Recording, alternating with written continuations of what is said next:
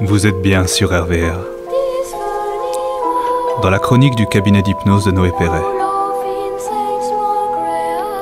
Présenté par Noé Perret. Hypnopraticien et formateur en hypnose. Sur Roanne et Lyon.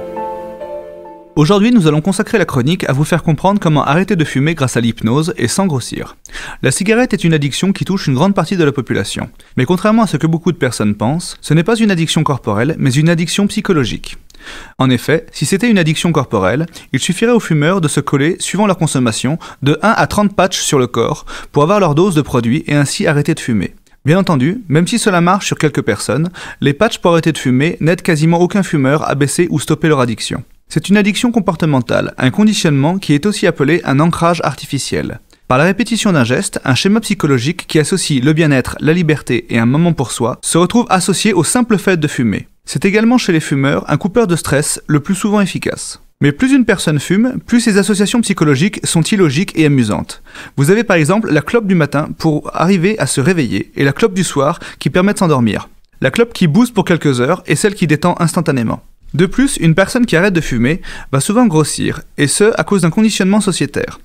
En effet, en France, et depuis la plus tendre enfance, il est éduqué un conditionnement sur la nourriture. Ainsi, beaucoup poussent leurs enfants à manger pour faire plaisir à papa et maman, pour ne pas gâcher la nourriture, pour respecter le travail fait, parce que d'autres dans le monde n'ont pas à manger, pour devenir beau, grand, fort et ne pas puer des pieds, et bien d'autres raisons entordues. Il résulte donc un autre ancrage sociétaire que pour être bien, il faut manger.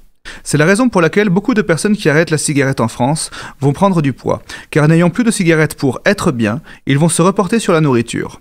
Mais c'est un conditionnement de société. Dans d'autres pays d'Europe, les personnes qui arrêtent de fumer se mettent à l'alcool, la drogue, ou encore le sport en excès, qui est tout aussi néfaste. Un hypnopraticien va permettre à une personne de résorber l'envie de fumer sans système de compensation.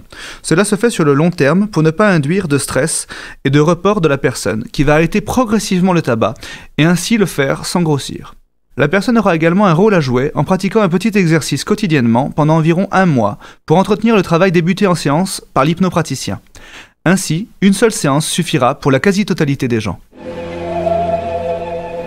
Je vous donne rendez-vous dans une prochaine chronique du cabinet d'hypnose de Noé Perret pour en savoir plus sur les hypnoses et le fonctionnement de notre cerveau.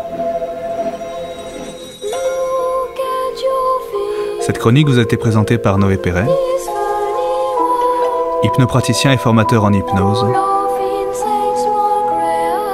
sur Roanne et Lyon.